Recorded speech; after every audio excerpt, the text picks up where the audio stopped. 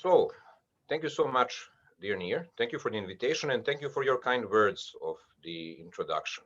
I'm thrilled to see so many faces, friendly faces, and the unknown faces as well, because the day in Boston is so nice and bright, and this topic is definitely not going to be beautiful, yet you decided to bear with me.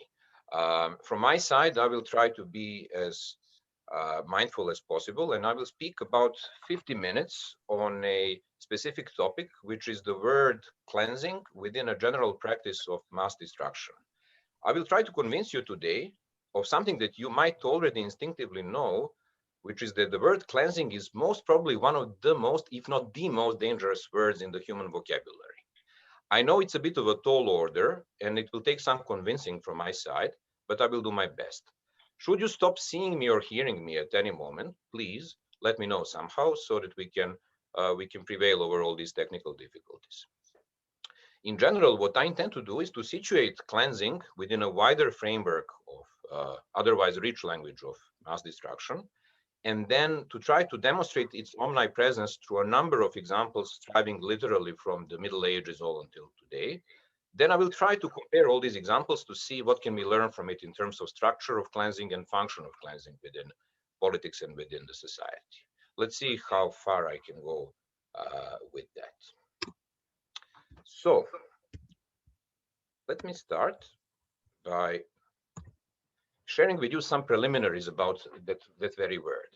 You must have heard it so many times because it normalized, it creeped into so many languages, and it's not even questioned for the most part. They are cleansing their enemies, and there is all there is to it. It's immensely counterintuitive, though, because we all know, if we literally spare 5 seconds on the matter, that the content, the meaning of the word cleansing is absolutely not clean. It's a dirty practice, even visually. It's a dirty practice. Skulls are being opened, blood is being spilled. That's absolutely not clean.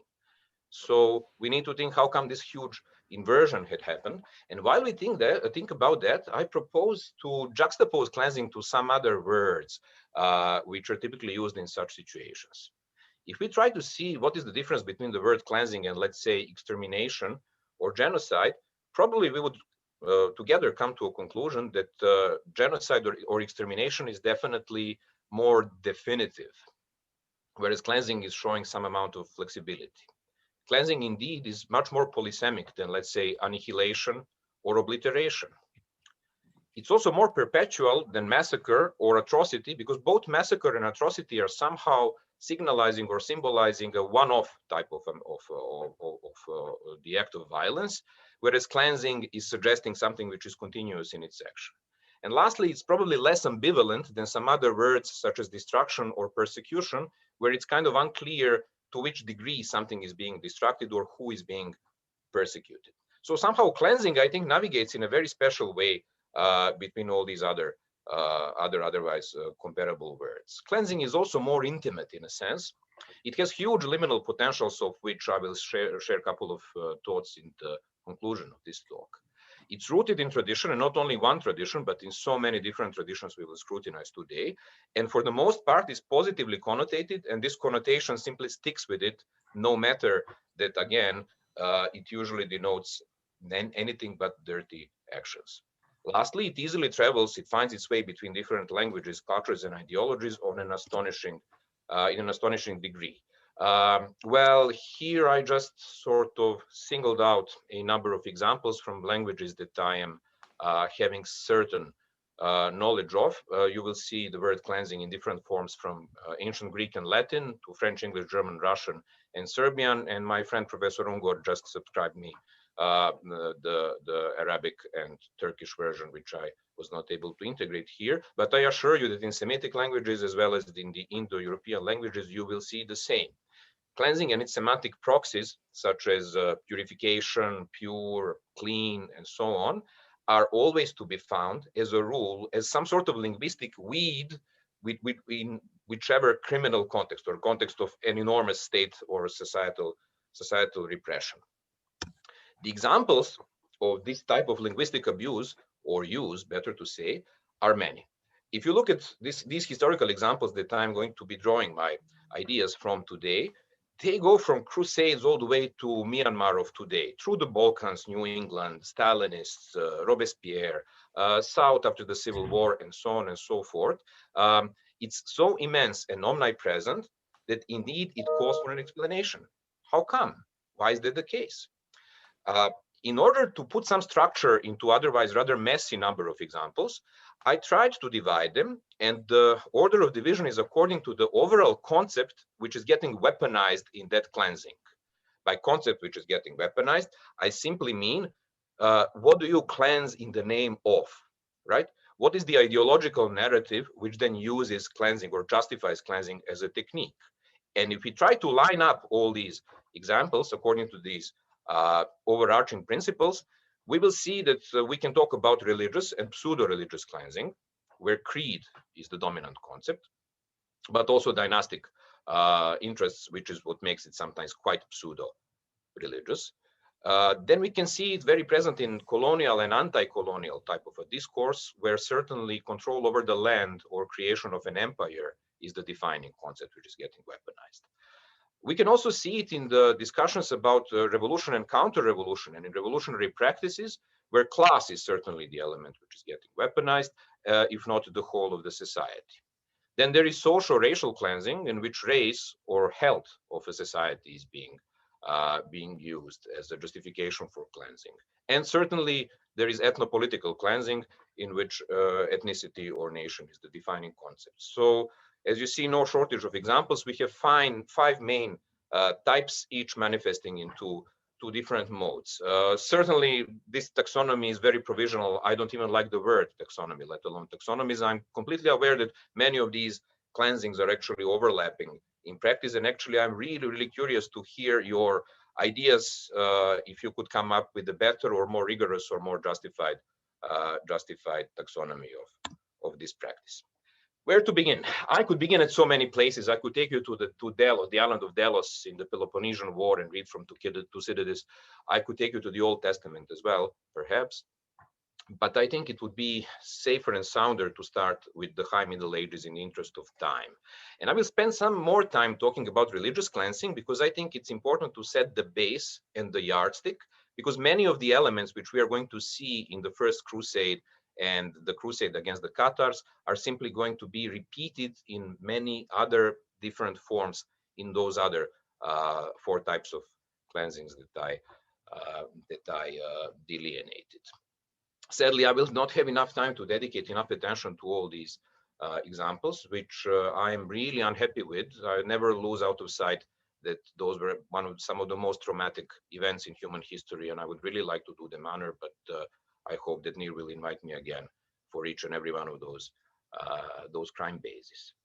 So, religious cleansing. The story quite known to all of you, Council of Clermont in 1095, where Pope Urban II called on European Christendom to take part in helping the Byzantine emperor defend itself from the rise of the Islam and to take the holy city. Well, back then there was no Zoom, so this speech, unlike mine, was not recorded, and we don't exactly know what the Pope said. There are 5 or 6 versions of his sermon, and interestingly enough, each and every one of those sermons mentions cleansing at least once. Most persistently, this is done by Gilbert de Norbert. Look at how he translates what the Pope had to say. The Pope said, look, God leading you, God fighting you, you should strive with your utmost efforts to cleanse the holy city, modentur in Latin, and the glory of the sepulchre, which is now polluted by the Gentiles. This should be a glorious undertaking, he said. It would be a new cleansing, repurgium, and actually he compared it to the new baptism, to another baptism, baptismatis purgamentum. The Pope also evoked a biblical segment. It was Psalm 79, according to another chronicle, Balderic of Dole, where he said to the Christians assembled, "O God, the nations have come into your inheritance, your holy temple now they have defiled, they have laid Jerusalem in ruins." Fast forward 4 years, the first and the most successful crusade came to fruition in 1099, when after 1 month of siege, Godfrey of Bouillon and the other crusaders succeeded to enter Jerusalem. This was not an easy takeover at all. Actually, according to Gesta Francorum, crusaders were up until their ankles in blood. This is probably exaggeration, which is typical for medieval writing, but for sure what followed was extermination of the population of Jerusalem, be them Muslims, be them Jews, on the order of thousands and most probably tens of thousands. Look at how the chroniclers of the Crusaders are talking about these events.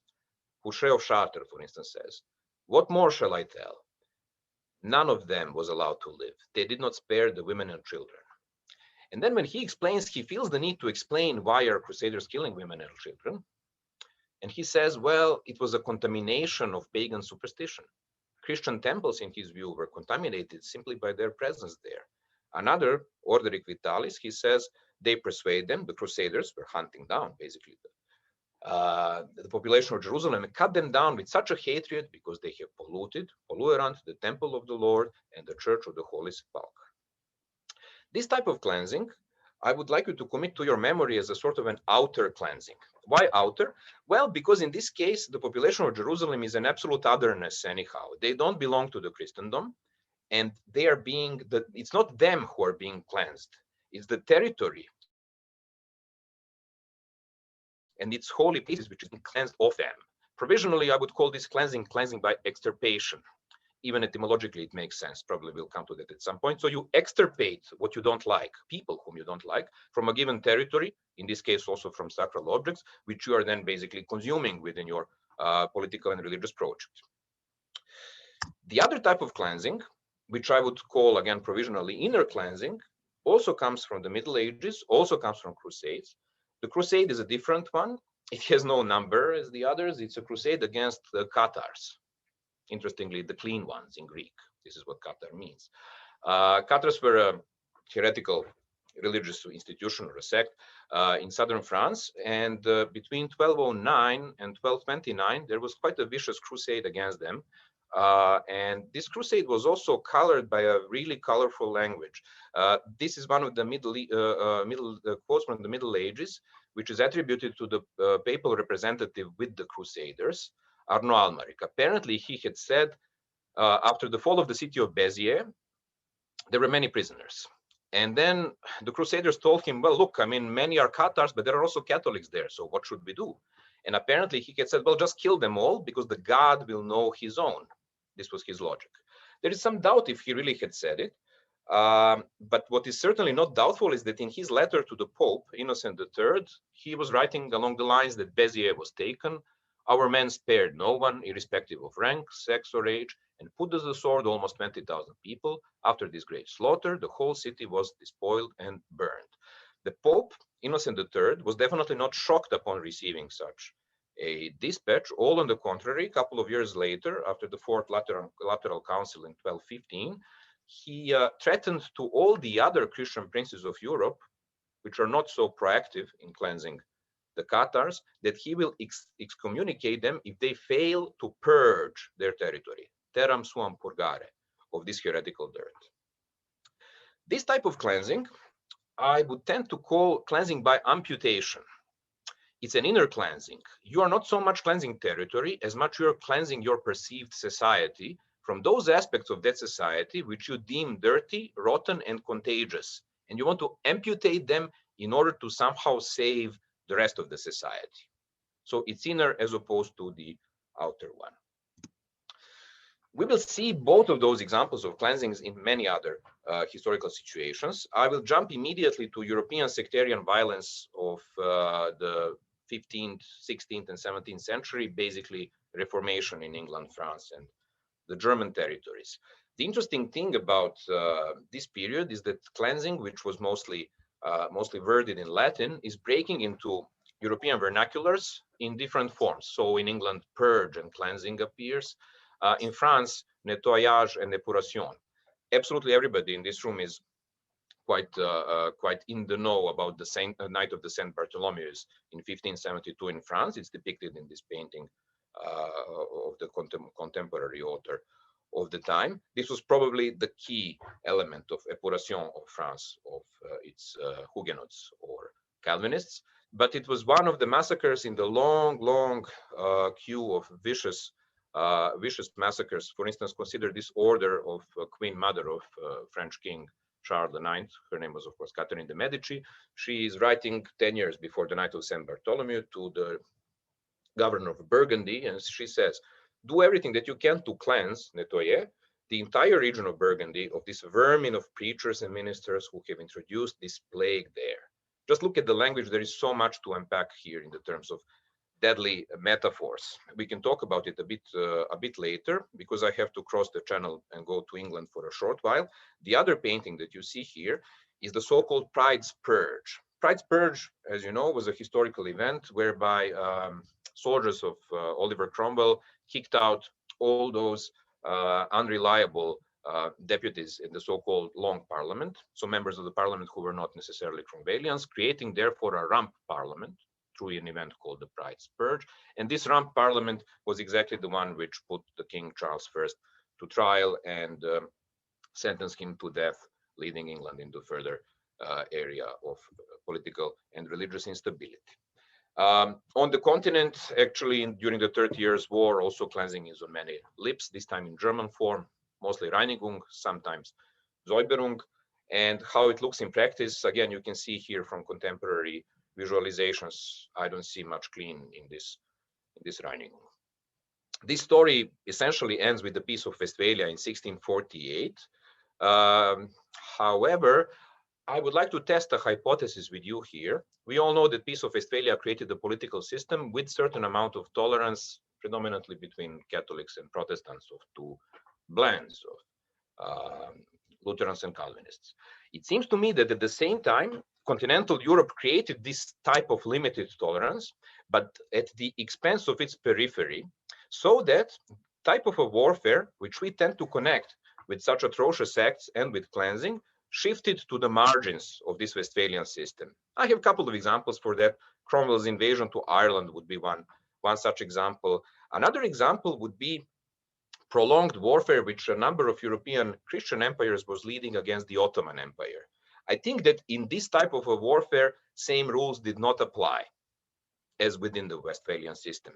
Furthermore, the very city I was born in, Belgrade, was taken by the Serbs from the Ottoman Empire in 1806 and 1807, late 1806, early 1807. And this event is described by the chroniclers of the later 19th century in this way. The time had come to cleanse this white city from the Asiatic plague, and the decision was made to cleanse all Turks from the lower city, and then afterwards they were exterminated.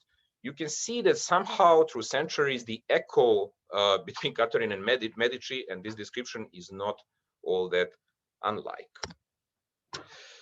We can talk about this during our discussion, because I'm rushing to cross the ocean and to talk not about the city I was born in, but the city I'm residing in today, which is Boston. One other area in which cleansing was, so to say, banished was definitely creation of colonies in Americas, in Southern and Northern America, by the European powers. We are all aware of the fatal nature of that encounter from the writings of Las Casas and the others, but I will focus specifically on Massachusetts Bay colony, Plymouth colony, and Connecticut, which were the earliest colonies created by the English, and not any English, but by Puritans. Puritans, as you well know, are those sections of English Protestantism which tried to be independent of the Anglican Church, and their quest for purity was so strong that it took them firstly to the Netherlands and then ultimately into the colonies in order not to be contaminated by the mainstream religion of their times. The relations between Puritans and Native American population were not at all as idyllic as Thanksgiving would suggest. There were many skirmishes, and these skirmishes frequently would end up in wars of extermination, just like the one I'm showing to you. I'm showing to you an illustration from a book of the captain of militia of Connecticut, who was leading an expedition against the Pequots in the valley of the river Mystique. There was a fort, their central fort there, which was besieged by the colonists. It was put on fire. There was an indiscriminate killing of women and children as well. How do they explain that?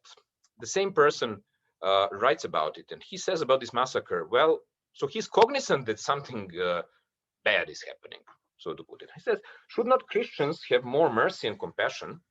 But I would refer you to David's war. Sometimes the scripture itself declares women and children must perish with their parents. Did not Christ say, I came not to bring peace but sword, and so on? And most importantly, why should men wonder at us, given all the troubles that have followed the purest church, he says, since the beginning of the world to this day? What did he mean by that? Well, New England at the time was ran as a theocracy, and not any type of theocracy, but indeed a theocracy filled with infighting. The dominant elite in Boston and also elsewhere, also in Plymouth, also in Connecticut, did their best to keep the colonies pure as they saw it. Let me give you an example. 3 huge regiments were coming to the Mystique Fort to lay that siege, but the third one actually never made it. Now, why didn't make it? Because at some point it turned out that some of its soldiers might be sectarians who are falling for type of Puritanism which was proposed by Anne Hutchinson or Roger Williams. And so the military stopped. They stopped to cast out the unclean and to render this little band of soldiers sufficiently pure to fight. Such type of intolerance was so widespread in New England, even against Baptists, let alone Catholics or the Jews, all the way until the creation of the United States. Many examples, perhaps again, somewhere during the debate. My point is that it took a while for the United States upon its creation to understand that basically it will suicide if religious tolerance is not introduced as one of its backbones. Consider here the words of one of the framers of the US Constitution and the president of the United States, James Madison, who said, I have no doubt that the religion and government will both exist in greater purity, again this motif, the less they are mixed together. That's of course an interesting thought. And I just want to add that James Madison was one of the first presidents who was persistent about the so-called Indian removal, yet another cleansing campaign which started around that time and was done most dramatically during the term of President Andrew Jackson. I have no time to talk about this particular cleansing, but I think Madison probably didn't really see the discrepancy between advocating the Indian removal and advocating religious tolerance at the same time. And that leads us back to this tension in inner cleansing between the Protestants, let's say, and outer cleansing of this complete otherness, in this case, Native Americans. And this is not to badmouth Madison. The thing is much bigger than him. The thing, in a sense, is leading us right into the Enlightenment and the tension within the Enlightenment, the tension between its ideals. And here, to your left, you will see the Enlightenmental ideals at their best: fraternité, égalité, liberté, under the all-seeing eye of the Enlightenment and the Declaration of Rights of Man and Citizen. But also on your right side, you will see the enforcer of these ideas, which is the guillotine. How does that go back to cleansing? Well, actually, it goes right to the heart of cleansing. Those of you who ever sang La Marseillaise, the French anthem from 1792, those of you who sang it in French probably came at some point to a stanza which says that we should shed the impure blood. It's circled somewhere here. Yeah, sang impure. What was sang impure? Well, it was the blood of our enemies. And who are the enemies? Those are Germans or whoever who comes from the outside to destroy our beloved republic. But very quickly on, it turned out that this sort of violence is turned against the enemies from within, even though Frenchmen who are not so happy with where the revolution is heading. Not only did they were put to trial or under the guillotine, they were sometimes shot with cannons as well. Just like Joseph Fouché, for instance, as a representative in Lyon, was destroying the enemies of the revolution in that way. And not only that, but he wrote to the convention, yes, we did spill a lot of unclean blood, sang impure, but it was our duty for the mankind. Duty for the mankind. Please remember that phrase. Committee of Public Safety also used the word purity to legitimize his actions. And in general, among politicians of the French Revolution, the most extreme politicians are, the most likelier is that their mouths are going to be filled with purification. Saint-Just here talks about the impure scum. One of the strangest quotations from that time is Dessin, one of the Jacobins, who says, if we are cleansing, this is to obtain the right to cleanse France.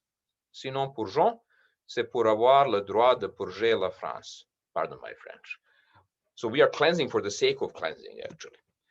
And if we look at the master cleanser, which was certainly Robespierre, who was a poster person of terror, here you see basically a comic book showing Robespierre killing the last Frenchman in France.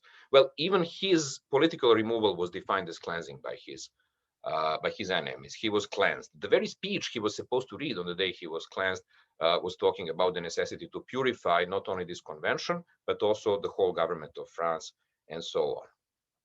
This is important on its own right, but it's also important because it enables us to make an enormous leap from French to Russian revolutionaries. I think this leap is justified because not only Marx, but Lenin, Stalin as well, were very much inspired by the French Revolution, especially by its failure. And I think that the lesson, sadly, that they learned is that the best way to avoid the fate of Robespierre would be to be ever more fierce, especially when it comes to cleansing of the enemies of the revolution. On your left, you see the propaganda from the Lenin period showing Lenin as the ultimate cleanser of the planet, of an entire planet. And the text says, Comrade Lenin is cleansing the planet from the dirt. And the dirt here is the royalties, dynasty, priesthood, plutocracy, and so on and so forth. In the Soviet scenario, the switch between outer, which is this one, and inner, which is Stalin's cleansing, was even faster. During Stalin, the purges shifted, not only, he maintained the purges towards so-called anti-revolutionary elements, and some of those were of immense proportions, especially directed toward Ukrainian peasants in mid-30s. But also political party, the Communist Party became the target of his cleansing. This is something that Lenin was trying to avoid, but Stalin was more than happy to apply. So only during the Great Purges, according to one of the statistics that I recently see, apparently 800,000 party members were deprived of life, let alone many those who had been kicked out of the party. And not only party, but secret police, which was actually doing all those things, was also exposed to these cleansing campaigns. Here you see one of the heads of the secret police at the time, who had been cleansed not only from life, Yezhov, he was killed, but he was also purged from memory. He is not on that photo anymore, right? With Molotov and Stalin. And there are many such examples in an interesting book called The Commissar Vanishes. The term in Russian is called чистка or очищение, and it's so central that even on the 80th of Congress of the party, which was dedicated, by the way, to abolition of mass purges, this purge was glorified. It was put to retirement, but glorified. People are talking how great it was. Stalin is saying that there were some mistakes during this purge. As you can see here, the last quotation, those are unfortunate mistakes, but as a whole, the purge was beneficial, he says. Here for your scrutiny, I took the original of that speech, where you will also see that Stalin is sharpening even otherwise very sharp speech by adding, for instance, the word очищение with his own hand here. We can again talk about it a bit later. Sadly, there will be no time today to mention almost anything about counter-revolutionary cleansing, but I think we should all know that it exists. So from the French counter-revolution of 1815 and onwards, through different types of repression, through the Red Scare in the United States, and especially in the United States is, I think, important to mention that cleansing in the United States is frequently connected to McCarthyism, and with the reason.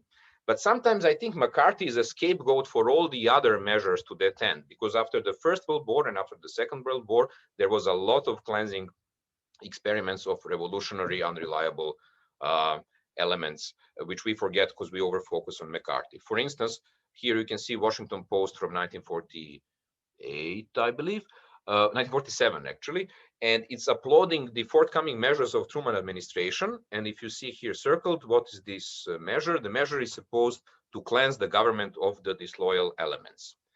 Ever bigger experiments were done outside of the American soil. So many post-Second World War campaigns of maintaining social cleanliness, or limpieza social in Spanish, in South America, which led even to exterminations in a couple of those countries. While we are with the topic of the United States, probably it's very proper to mention social racial cleansing as its important feature. This story has a bit of a different tradition than the French Revolution. I think it has its roots in the late 19th century and the aberration of Darwinian thought in the direction of social Darwinism, on the one hand. On the other hand, the idea that war against the poverty should be fought, and then the mutation of this war against poverty into the war against the poor. That was the other source. And the third source, which gave it its more menacing dimension, was a racial source. So the idea that the human race is actually not one race, but it has its segments which are races on its own, and furthermore, they are not equal. They are inferior or superior to one to another, and that should be maintained. In a nutshell, this type of a logical narrative was behind the many laws which were promulgated down south after the Civil War. I will just focus on two such pieces of legislation: Racial Integrity Act and the Sterilization Act, both from Virginia, both from 1924. Racial Integrity Act was actually defining who can marry whom and so on and so forth.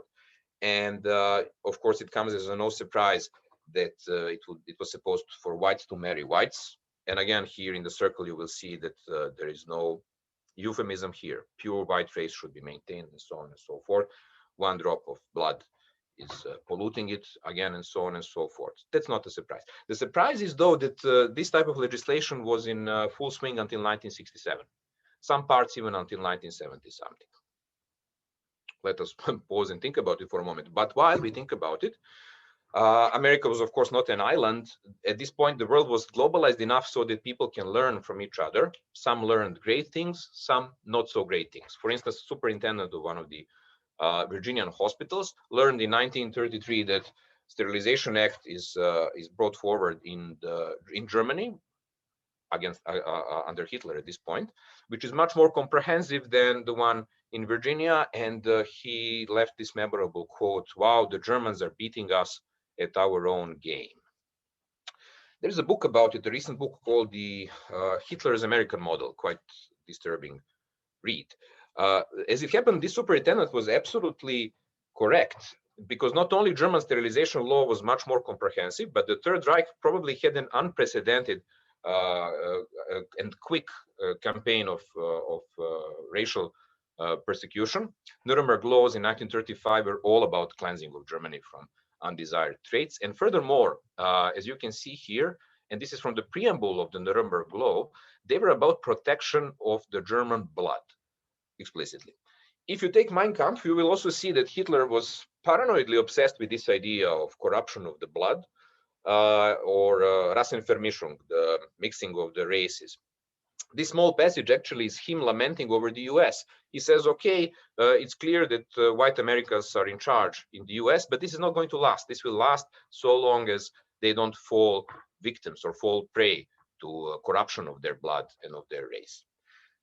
Hitler himself was not so obsessed with cleansing as some of his colleagues, such as Alfred Rosenberg, for instance, who in one of the key books of that regime called The Myth of the 20th Century, he says that he strives for the establishment of a Nordic European coalition for the object of cleansing, or Säuberung, Mother Europe of the filth of Africa and of Levant.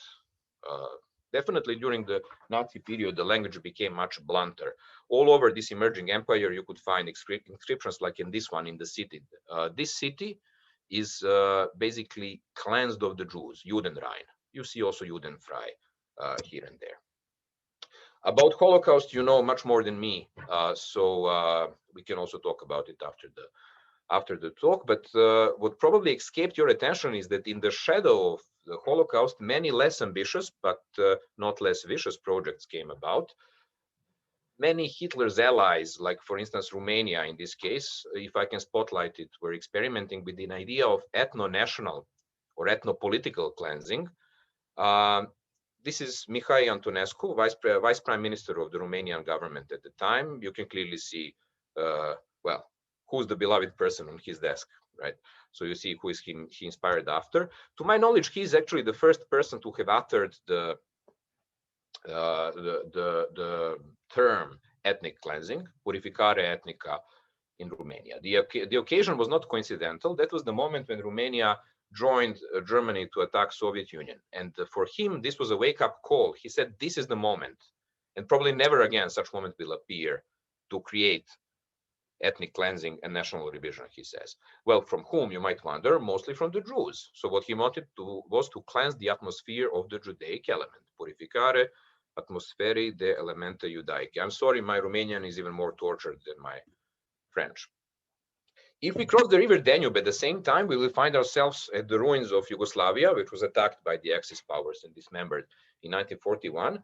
And coming from there, I can tell you that I have seen so many orders or linguistic traces of the word cleansing pretty much with all the warring sides. This was the choice of selection to signify the destruction of your opponent. And it also showed, of course, that the war was vicious, and this was the war in which your political opponent is actually your deadly enemy, who needs to be cleansed as indiscriminately as possible. Certainly, movements which are motivated by nationalism had a prevalence for the usage of such vocabulary, but even the communist-led partisans were happy to use it. Like this is Josip Broz Tito, their leader, telling that the entire Yugoslavia will soon be cleansed and asking for some units to cleanse certain parts of Yugoslavia.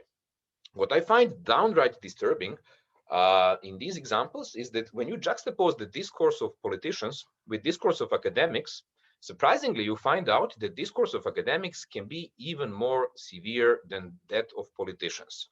In the Romanian scenario, if you try to read what Sabin Manuila, its leading demographer, was talking about how to deal with minorities, you would think that he is the authoritarian proto-fascist leader and not Ion Antonescu, Romanian conductor. And similarly, in the Yugoslav example, here you see excerpts from a letter of a Yugoslav historian of Serbian origin, Vaso Čubrilović.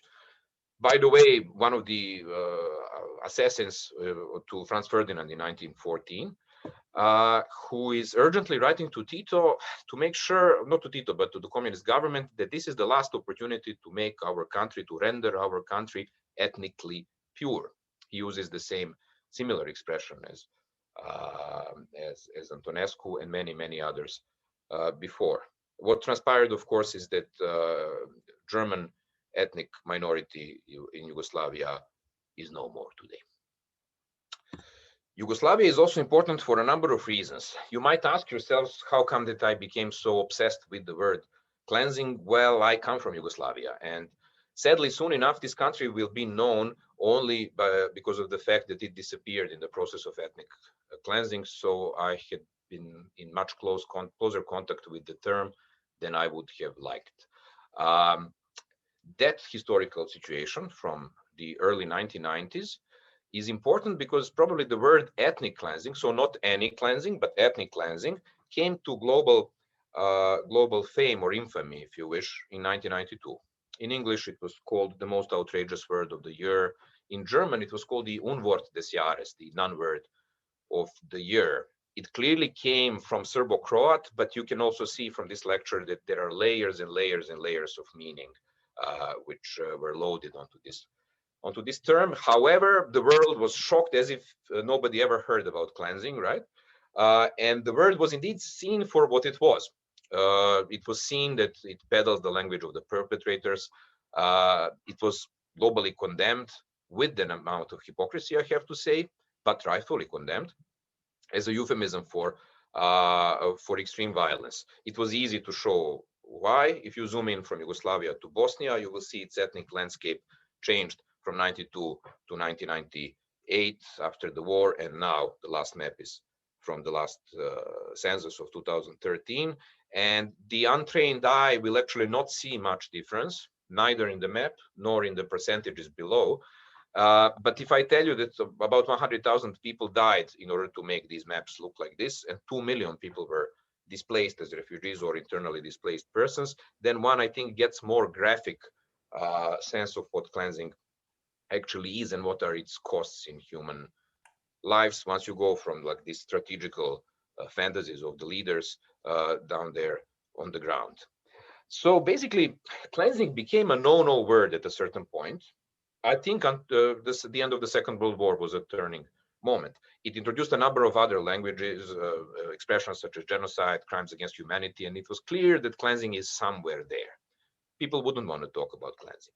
Even in the Soviet Union, whose human rights record is definitely extremely checkered, people didn't call after Stalin, they didn't call these skirmishes within the party čistkas or cleansings, they called them differentiation. Differentiation.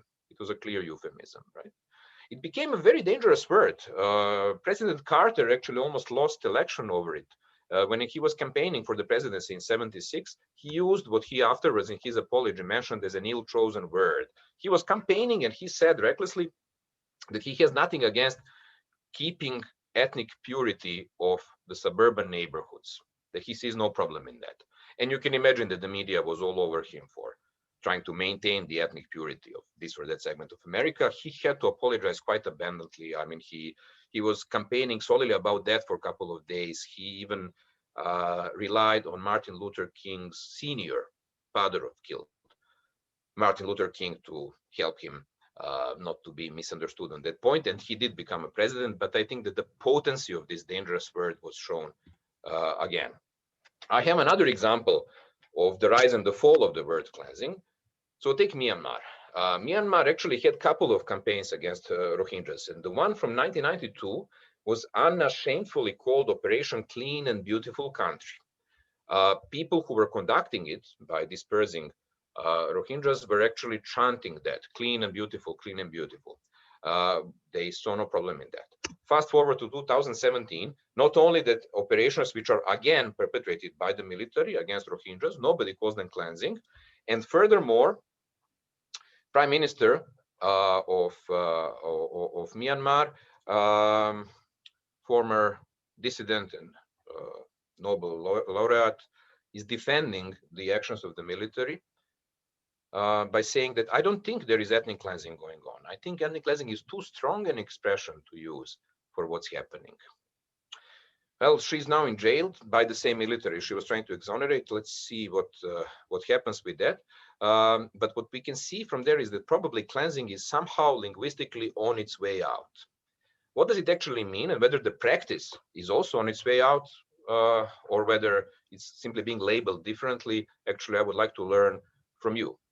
Before I pass the floor to you, I would like to use my last, let's say, 5 or 7 minutes, if you allow me, to try to step out of all these examples and this historical roller coaster in order to extract some meaning out of it, if possible. I would be lying to you if I would say that I was the first person to spot this word and its dangerous potential. So many interesting and important people like Sigmund Freud, Mary Douglas, Barrington Moore, Jacques Semmelin, Amartya Sen, Dirk Moses, they in one way or another tackled this concept. And I shamefully, I mean, without a shame, I borrow from them, trying to see what did they teach me about that word. Now, what Freud had to say about it was interesting. He says that culture as such is always striving to some sort of ideal of cleanliness. So basically, this is like a sort of a ground for the manipulation with the concept. Another ground for manipulation of the concept is offered by Mary Douglas in her book called Purity and Danger, where she says that basically all the societies are founded on this binary of purity and dirt, purity and dirt. And the whole point of making society stick together is to define what's pure and what's dirty and to do something about it. So basically, this is both important term and an urgent term, because it travels from dirt to cleanliness, right? Therefore, it mobilizes, as we learn from Semmelin, and also it ticks most of the boxes of extremists and fanatics. It's really good for mobilization. From Barrington Moore, I took something also interesting, that it has double function. It functions to incite violence, but it also functions before the violence, like Urban II in his heyday, and retrospectively justifies violence once it happens as cleansing. It's an elusive term, and it allows for some elements of plausible deniability, which is one of the favorite concepts of my colleague and friend, Professor Ungvar here. So certainly it's easier to deny a cleansing operation than something that you would label, say, annihilation, which I think is probably the most rigid term when it comes to the vocabulary of violence. Annihilation. In all the languages, it means the same, making something not. It consolidates power through this inner-outer interplay, and also it creates what Dirk Moses calls a permanent state of emergency. Once it starts, and actually it never finishes, like with Stalin's cleansings, Čistkas, they just keep going and going and going. Everybody is kept vigilant about it. We also learned that it's a collective act with direct implications for collective identity. And just the other day on a conference organized by Ludwig Maximilian University in Munich on discourses of mass violence, I learned from leader Maynard that basically I can think of cleansing as a technique, as a narrative bridge between ideology and technology of destruction, between strategy of the leaders and tactics on the ground. So all in all, if I can add something to what all these other smart people had said, I would also say that it's always in the function, no matter in which period or with which concepts which is weaponized, it's always in the function of disastrous fantasies of regeneration of society through violence. So the society is supposed to get somehow regenerated through cleansing. Of course, not in one way. I mean, it's certainly one thing if you do it in the Middle Ages when you have only a rusty sword, or now when you have nuclear arsenal at your disposal, that's for sure. But also structurally, it can be different. It's a sort of a violence in two major steps. I mentioned them throughout this speech. So we have this outer cleansing, again, cleansing by, let's say, eradication or extirpation. It's physical cleansing of something that we define as the absolute otherness, or better to say, of something that defines us because it exists. Just the way basically Islam in the Middle Ages identified crusaders. They were crusaders because they were the enemies of Islam. Okay, so it's performed out of the group. It cleanses certain territory out of the undesired population, and this otherness is simply being annihilated. The result is a territorial expansion, and it delineates the territory on which this new identity is being expanded to. The inner cleansing is, I think, more complicated. It's cleansing by amputation, as I mentioned. It's metaphysical type of a cleansing. Certainly, there is a lot of physical in it, but basically, you cleanse the presumed body or collective body of yours. It's performed within the group. Those are those who are like heretics, castaways, class enemies. They are and they are not a part of your society. And there is a threat that if you leave it like that, it will simply contaminate everything. So you amputate bit by bit, part by part sometimes. And therefore, there is an interplay between the two where those elements in the inner cleansing can become subjects of the outer cleansing. Consider Stalin's purges. People who had been his closest allies, after a while become firstly renegades in the inner cleansing scheme, and then in the end, enemies of the people as such, much more than, let's say, Churchill in Stalin's view. And they go from inner to the outer type of a cleansing, as this arrow indicates.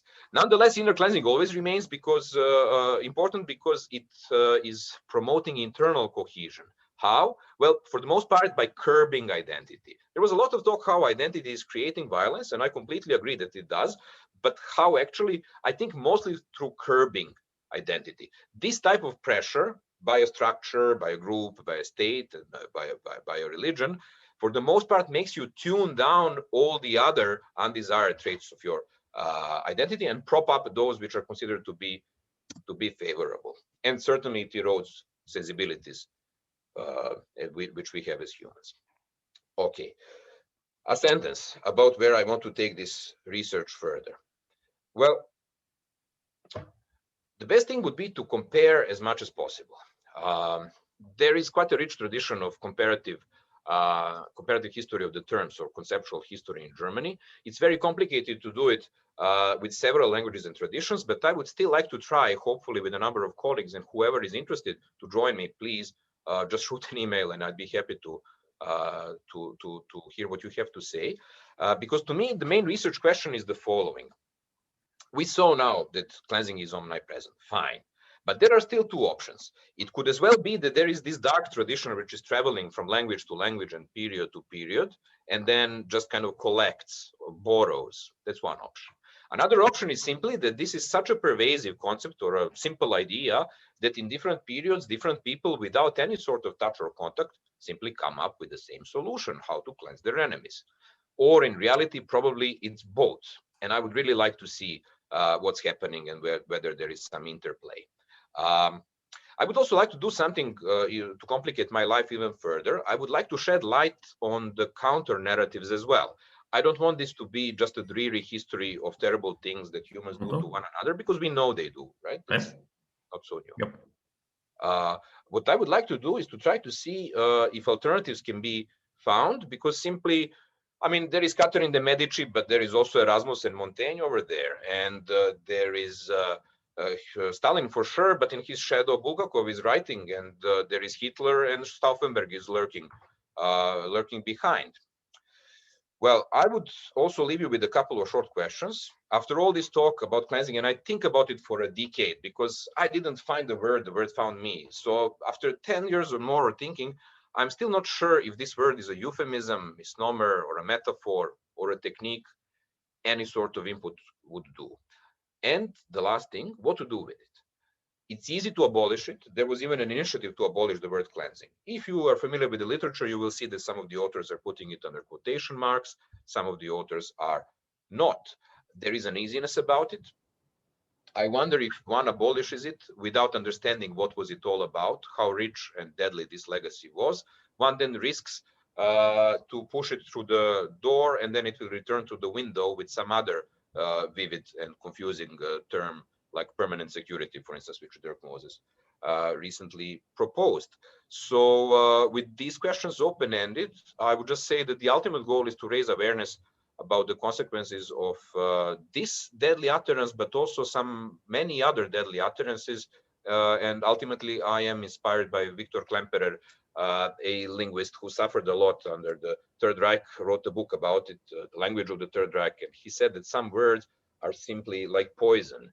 They are entering our mind. We don't even notice it. And next thing you know, we are caught in the middle of something that we don't want to be caught in. I will stop there, and I will thank you for your patience. I'm really looking forward to your comments and questions.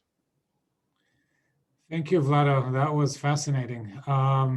So we will start taking questions. You can raise your hand, and I will call on you in order, or at least in the order that I will remember. Ugur, go ahead, please. Thank you, Vlado. It's really interesting and very broad panoptic examination of the concept and the practice and the theory behind it. And what I enjoyed about it very much is that you go through really different eras and also really different religious and political traditions, from the extreme left to the extreme right. But there's one thing that I was wondering, which I thought that you either skipped, or you maybe later you'll get into it, which is the medical history of the concept, namely the 19th century emergence of the discourse of health, and of course the medical technology that has that expanded the notion of purification of the human body and the body politic, the idea of germs, the grasp that medical technology has gotten on germs. And so when you look at, for example, a number of doctors in a number of these episodes of genocide, you see that invariably they're the ones who are talking about cleansing the body. And so I was wondering, could you maybe comment on that, how that is maybe an autonomous process that actually straddles all of these different traditions and different religious traditions and different historical developments. Absolutely, I couldn't agree more. Here and there, health was mentioned in this talk, but I agree. Even from the French Revolution, you see a lot of it in this language of regeneration of the nation. And many of revolutionaries, like Couthon, for instance, and the others, they were doctors, right? So their ideas that they can somehow perform their miracle and cleanse the society were present there. In eugenics, of course, it was doctors who were in the lead. And I think there is a book about national cleansing in Germany, but it's dedicated to doctors in Nazi Germany. By the way, I had many literature references, but I didn't want to burden this talk. If somebody is interested in anything specific, I'd be happy to come up with a reference. So clearly, medical profession was neck deep into all these aspects, and medical discourse as well. So that would be a heavy element. Amputation, for instance, clearly a concept derived from medicine. Excellent. as people are thinking, Vlado, I'll take my prerogative and make both a comment and ask a question. In terms of the comment, you mentioned whether there were some contexts where the language of cleansing is used in a more ambivalent or positive context. One interesting context of the use of that language in transitional justice has to do with the idea of lustration and lustration policies. And those are actually, in some cases, even required by international institutions, or at least recommended by international institutions. Lustration coming from the Latin lustrasa, which have to do with purification ceremonies. And in that context, the idea is purifying a regime that was involved with, human rights violation from the violating elements. So denazification was a lustration, right? De-Baathification was a lustration. The Czechs tried some version of that after the fall of communism, and so there it's considered to be sort of purification in the name of virtue. Now, of course, it often ends up disastrously, as in the case of de-Baathification, and that kind of leads me into my question, namely, is one way to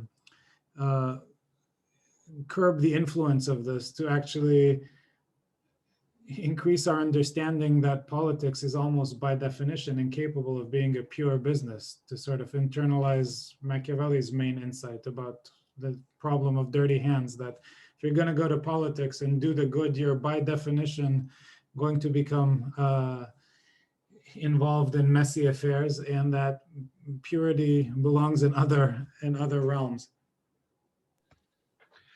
Oh, Nir, I didn't expect anything less. You came up with the central problem of European political thought in the last 500 or 600 years, right? I mean, I will stick to to my central topic. How does lustration fit into all that? One of the connections between Nir and me is that we were both in one way or another interested in transitional justice as a project. I was working so hard to see what works best to address mass human rights violations. Is it trials, national trials, international trials? Is it lustration? Is it naming and shaming? Is it forgetting? Is it witnessing in the media sphere? Is it the education, and so on and so forth? And I was trying to crack that puzzle, like many people I know. But to my knowledge, there is still no universal answer to that question. What we know by now, though, and through sets of failures and disappointments, is that there could be mistakes. For instance, I was always confused with this lustration concept. I understand what it means, but I never understood why is it called lustration. Because lustration is a bureaucratic and pedantic way of doing something, kicking out some people out of politics. This is how it's done in the examples you mentioned, in Czech Republic, in Eastern Germany, and actually in Germany as a whole, right? And with much less success anywhere else.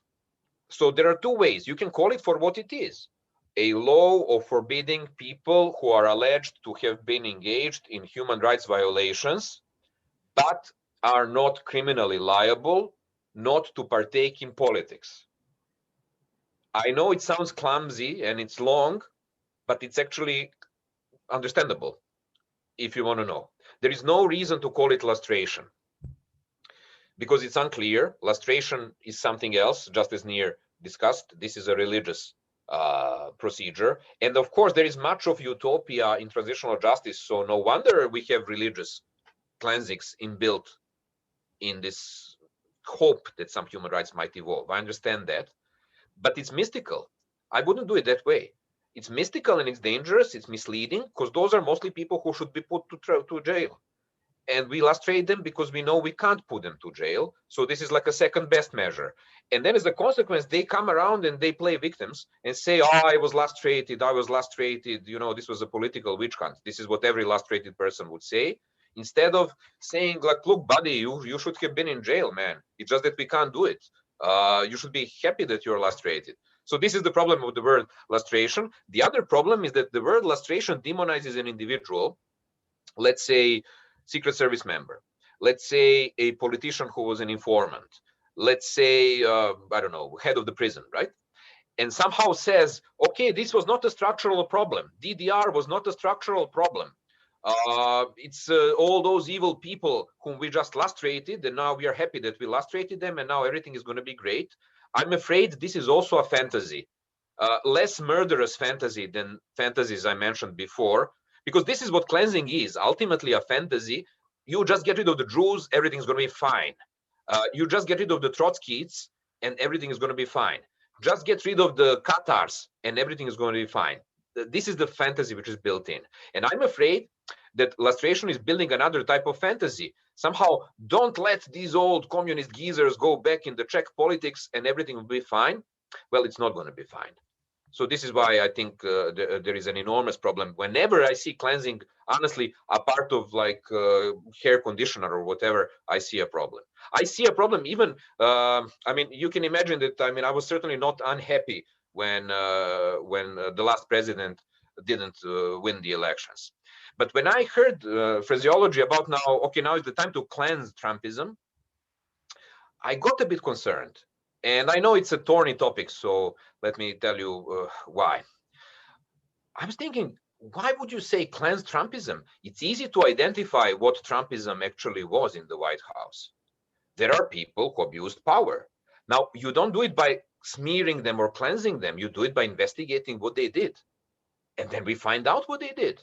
And then we see if they go to jail or if they don't go to jail. We understand how the system is working. But kind of saying we will just cleanse Trumpism, as commendable as it is, might just lead to a repetition of a problem in a while. Excellent. Chris, go ahead. Thanks. I found that a really fascinating paper, and I was just taken by the stuff at the end where you were speculating on conceptual drift across borders or sort of autonomous birth of the concept of cleansing in different companies. And it just struck me that, you know, this sort of finding or this theory in moral psychology, political psychology, that, you know, the sort of Jonathan Haidt story, there are 7, I guess, roots of different political passions.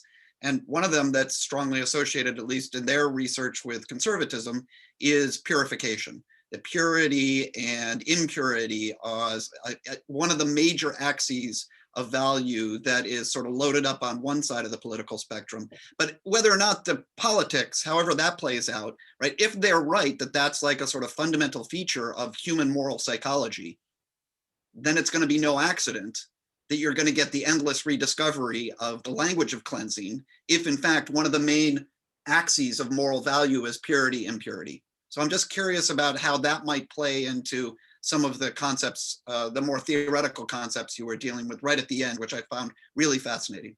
Thanks. No, thanks to you, actually, because in all the humility, I mean, this is a topic which is much more, it's a heavy topic, which I can't master on my own at all. So I would be so grateful if you would send me the reference that you talked about. It would be of huge help. Probably, indeed, there is both. There is this propensity, right, of an individual living in a society to think that way, in-group, out-group, and, you know, I mean, these are some elementary psychology. And then there is tradition of doing these things, which kind of amplifies it. Okay, the Pope did it, so it's okay if I do it, right? And you know, I mean, I don't know, Cromwell did it and so on and so forth. So I think there is some synergy between these two elements. But again, I'm fishing in the dark. Me and my colleagues in Munich, Juliane Prade-Weiss, among others, are trying to see if there is some longue durée effect to all that. Whether those are same cleansings or same acts of violence which are reenacted in different ways. You know, this thing called, how is it called? New wine in old bottles, and so on and so forth. So please do extend the reference, because I would have a counter proposal, let's say. It might be that it is so. But if we create this counter narrative, look, we are still alive. For 70 years, we are in this state of peril. During the Cold War, it was like shelter in place, whatnot, imminent danger of the nuclear war, but it didn't happen. The dog didn't bark. So somehow, still we are alive and kicking, which tells me that basically there was a limitation to this discourse of the destruction of the otherness, which came paradoxically simultaneously with globalization of violence as well in the 90s. So both of these things came to blows, I think. On the one hand, the lid was open for post-Cold Wars to be fought. On the other hand, international criminal tribunals came all over the place. I was a frequent visitor trying to check out what's happening. And I think that the 21st century seems to be the run between these two principles. We are way ahead in our ideals than we are with the ability to politically conceptualize our societies within and without, I think. Sorry, I'll try to keep my answers a bit more streamlined. Other questions, feel free to either raise your hand or send it through the chat. Let's see, Leslie. Well, thank you. This is so informative. I was fascinated with the idea of the tide turning after World War II on the idea of ethnic cleansing. And I wondered if there are any examples in early times, the fantasy or the success of this fantasy embedded in ethnic cleansing seemed to be based on, the fierceness and the fact that it's correct to do it, and this strong language like vermin and filth, and even the timing, like the Yugoslavian leader saying we might not have another chance. Was there an example of any group that rose up against this successfully, or did it just have a grip on the early world? Thank you. Welcome. Well, it's kind of difficult to say because it's always context specific. It seems to me that once the war takes us away, these counter narratives are always getting much weaker. So certainly there is always a resistance. I mean, there are excellent studies which are showing that it's not at all as easy to commit violence as we think, and that it takes an enormous persuasion. Well, we knew this also from less obvious obedience to authority, Merton's experiments, like the ones which caught attentions were the ones where the people were doing it, but many people didn't do it. They said, no, I don't want to electrocute a buddy or a friend that I know, right? So however, once the war starts, it seems to me that this really primordial logic, okay, we have to get to them before they get to us, holds us way. And then kind of it levels linguistic field, it streamlines the linguistic field to the level that if you do not want to ethnically cleanse your opponent, you are liable to be seen as their helper and a danger on your own right. And then you are the one who is going to become an inner enemy, and sooner or later you will end up as an outer enemy in this process of cleansing. But Leslie, if I may, the interesting thing happened that there were regimes, governments in times that could put a stop to that madness. This is my fascination, which I'm not going to do in this book for sure, because I'm writing a book about it, but certainly I'm not going to be able to understand how on earth could Henri IV in France succeed to get out of that craziness, right? So he was born into wars of religion. He was almost killed at the night of the Saint Bartholomew, and somehow he managed this act of toleration from 1598, and he was a king of France until some lunatic killed him in 16 something. But he succeeded, or the structures behind him succeeded to prop him up as such. The same goes for Glorious Revolution as a sort of a compromise in politics, and for many, many other historical circumstances. So I don't want to say monomaniacal as I am. I don't think that like cleansing is our doom. There are many countercurrents, but I think that countercurrents are frequently unarmed, and that's their weakness. The current has the discourse, and it has a long sword as well. Excellent. Meredith, do you want to ask your question? It wasn't really a question. I think I just grapple with what Levinas calls allergy to otherness, which I see in some ways as being tied to your talk today, whether it be through perceived religious, ethnic, political, differences amongst others. And I think it's something that has haunted me ever since my younger years of doing Levinas. Because the violence I find so incredibly disturbing, especially genocide, which is orchestrated and organized. I'm just not convinced that counter narratives will be powerful enough. You need really good storytellers, and you need to be able to grab the mind of everyday people, because the propaganda of xenophobia or, inculcating hatred of the other, it seems to be so powerful. And yet the counter narratives don't seem to be, they seem to be drowned out.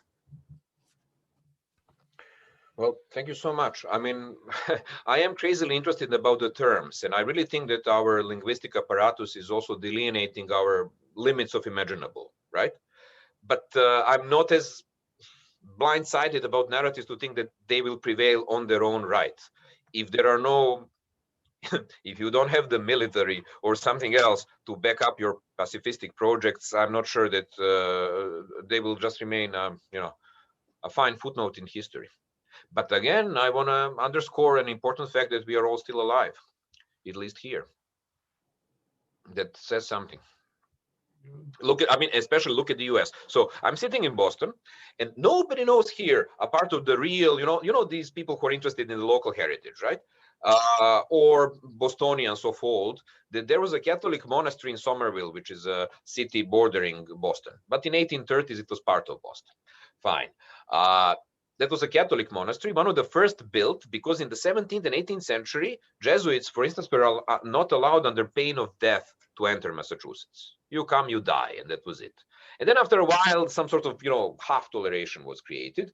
And this was the first monastery, Ursuline Monastery, built in, 1832 or something.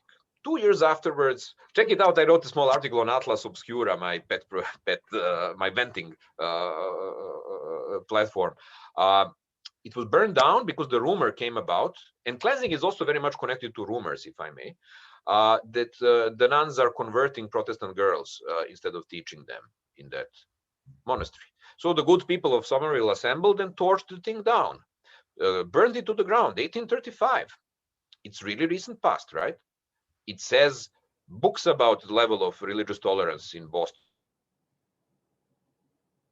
in the 19th century. So somehow that corrosive legacy, which you can see in the US just as in many other places, the US is not less immune, I think even more actually. You can simply see them everywhere. Vlada, if I may follow up on the point that Chris was making earlier, one other part of the moral psychology or the moral imagination of conservatism, of what somebody recently called hard conservatism, is the idea of replacement in politics. There's a French intellectual, a hard right, white nationalist French intellectual by the name of Renaud Camus, who writes about genocide by replacement, the great replacement, these terms that all became very important for the nationalist white right, both here and in Europe. And part of the kind of anxieties that are being indicated by that have to do with impurity.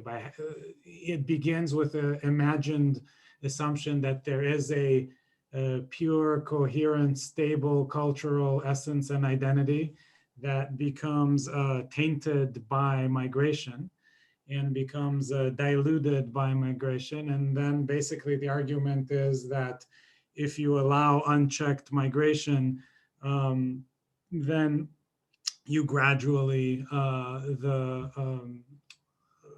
stain of that replaces, the existing essence that you have. And then the road from there to the kind of, signs in Charlottesville about Jews will not replace us and this will not replace us is pretty short. So another term that I think is in the near vicinity, at least in addition to purity, is the anxiety about replacement and about stability of cultural identity.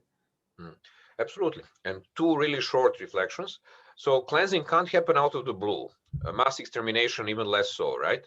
There has to be a wider context. And if I compare all these situations that I mentioned, I think some sort of moral panic or ethnic panic or religious panic at being extinguished somehow, potentially extinguished, is at the root of these calls for violence.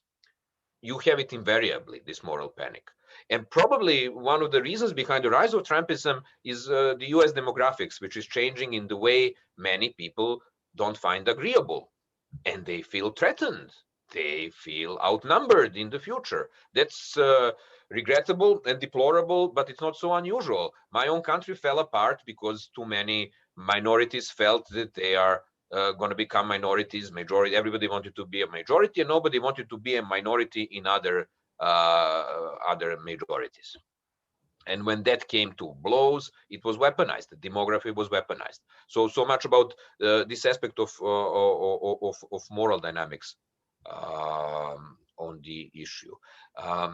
Could you remind me of the first part of your comment? Because as always, it was multifaceted. If I could remember it, I would, but I don't. So let's give our audience more opportunity to ask questions. So, any other questions for Vlado, either via text or if you'd like to raise your hand?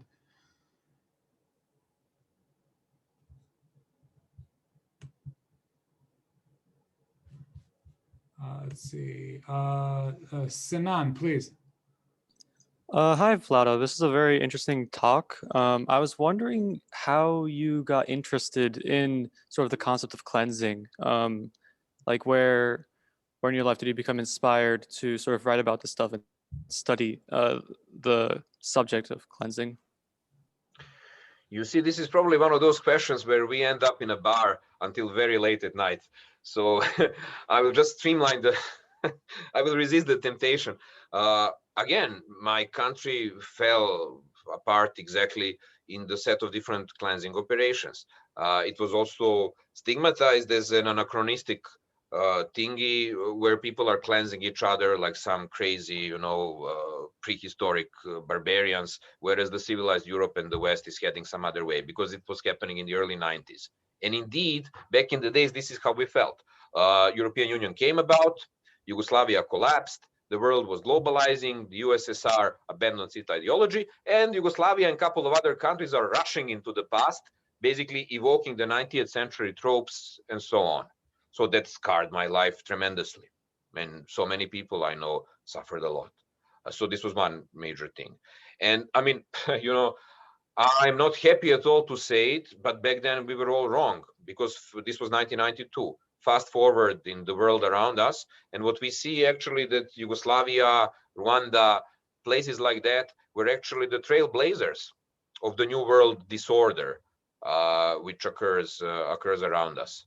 So that made me try to break out from the Yugoslav context that I know all too much, and to speculate at the risk of being a dilettante by trying to look at all these other contexts as much as thoughtfully, as mindfully as I can. Thank you. And I remembered the beginning of Nir's question. So cleansing is always to raise an eyebrow, at least mine, because by now I'm so sensitized about it. But with this political displacement, what I see interesting is there is only one type of cleansing that I would ascribe to, which is cleansing in ecological discourse.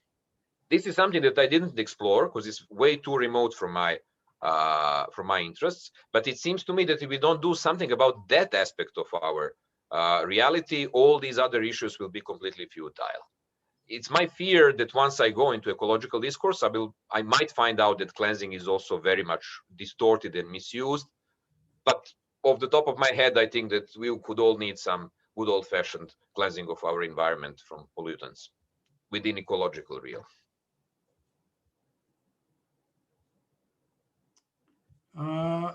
Excellent. Last call for questions from the audience. All right, Vlado, let me thank you for this. This was absolutely fascinating, and I really hope that we can continue the conversation. Nir, whenever you would like to. Thank you so much for the invitation. And thank you all for questions and for coming here. It was really a great pleasure. Thanks, everybody.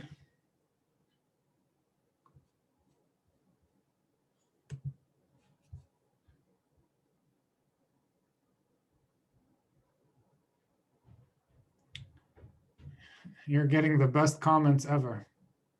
Yeah, well, nice. It feels good. I mean, Yeah, I second them. That was really great. I'm glad. I'm glad. Honestly, the most difficult bit was to tune into the UMass system. Oh, really? There is this kind of like suppliers system that you need to be a part of, and it's made for geniuses, solely for geniuses.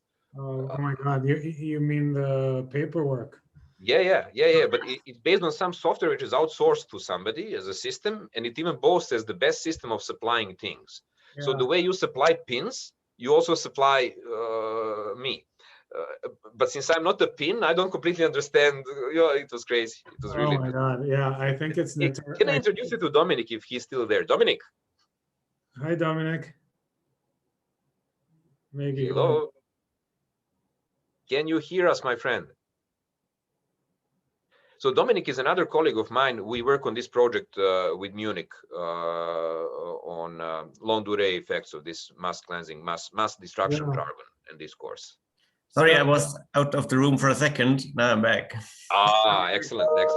Nice Excellent. To meet you. So I was just saying to Nir that we are basically teaming up to look at, Dominic is a theologian, and he looks at predominantly at the Old Testament, but actually just like me, he looks wherever to see how those concepts can be lent to violence. And we teamed up to see if we can read out human history through through these narratives. So Vlad, like following up, I mean, they're actually, I mean, I always find very the connections between history and philosophy especially fruitful, but there are these really interesting philosophical discussions of the rejection of purity in politics. Machiavelli is kind of the linchpin, and he gets a very bad reputation. But Michael Walzer, for example, has this article, I'll send it to you, about the problem of dirty hands. And I mean, for me, this idea of dirty hands in politics is almost like the antidote to puritanical talk, to cleansing talk, because it's basically, if you really internalize the expectation that politics in some basic way has to be dirty, even if it's going to be good, then your expectations for purity become less relevant. And well, there are so many ways to go about it. I mean, just yesterday, Dominic and I were talking about this huge inversion when it comes to the concepts of purity. Whether well, actually, I wouldn't want to steal Dominic's thunder on that one, because you see what the consequence would be of Machiavelli is, okay, leave religion to the priests, and me and my buddies are going to do the politics, right? Yeah, I mean, his thing is as if religion doesn't have political implications anyhow, unavoidably, right? I don't know, Dominic, what do you think about that? We never really raised that issue. Yeah, let me just thank. Do I pronounce your name Nir? Yes, Nir. Nir. Thank you for mentioning Walzer. I didn't know this publication, but Walzer is very interesting for me because he wrote about the Bible and its political influence, of course. So this will be an interesting link for us. And yeah. So do we have? Is it an article or a book? It's an article. I'll put the link in the chat. Oh, great! Thank you. And by the way, I think it's even available online as is.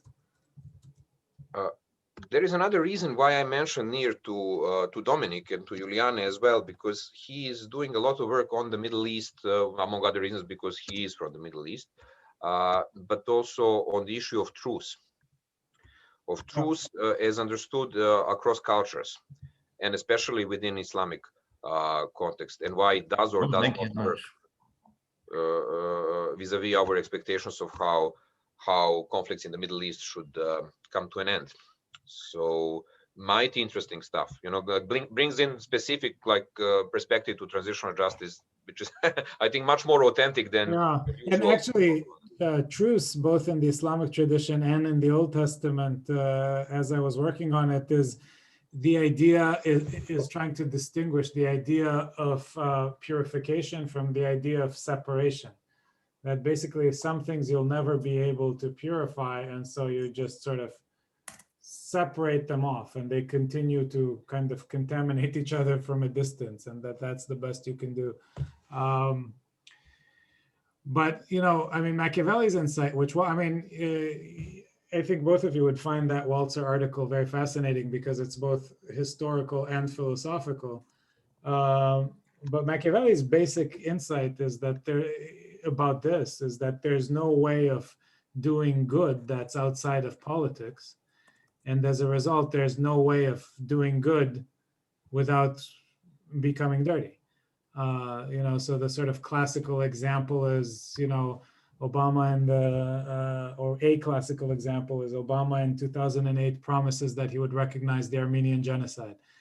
And he promises it up and down, but, you know, he wins, and then it's, you know, 2009, and we need the acrylic airbase in Turkey, and the Turks don't want to recognize it. And so, you know, in order to promote the greater good, which is winding down the Iraq war as quickly as possible, you need to please the Turks, and you screw over the Armenians.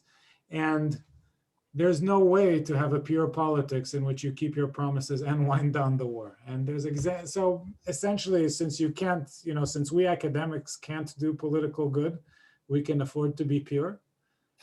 But you're not. That's the funniest thing of it all, that somebody pays you and trains you to be a nice guy, right? And somehow you succeed to be this shrewd operator, rubbing elbows with the famous, running 3 foundations, undermining smaller governments, being happy when the undersecretary calls you for a lunch. But that's the funniest thing, because if it was like that, what are you doing? What were you doing in the humanities? Right? I mean, you were wasting your time. You should have learned, you know, how to, I don't know, kill a guy like this or something like that.